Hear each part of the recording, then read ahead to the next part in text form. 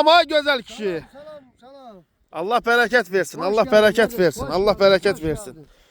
Bu nedir? Nahak hesaptır. Bu kardeş 500 heyvandı. 500 heyvandı. Bunun bir 20 tanesi de doğum. 20'sideki doğum. Kalan da görsen de bu de kardeş bak bunu çek. Allah bereket versin. Sağ ol Allah kardeş, bereket Sağ ol versin. kardeş sağ ol. Yani heyvanla şey bak budur bakın değerli izleyiciler. Yerleşim. Bak buyurun bak bir de çekilir. 20 güne bunun hardasa doğmazsa bir güzelisi doğacak. Hay maşallah. Hay maşallah. Bak bakın değerli izleyiciler. Bak. Yerine Bak yetir Bak bakın. hele şeyler. Baba birinci karnı birinci karnı Beh böyle beh şeyler. beh.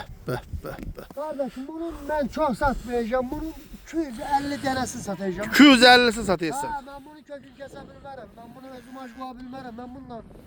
Ha kardeşim Pay bu pay. olmasa yaşaş yoktur. Vallahi hakkı yoktu. Hakiki yoktu. Bak bakın değerli izleyiciler. Kanala da abone olun. Like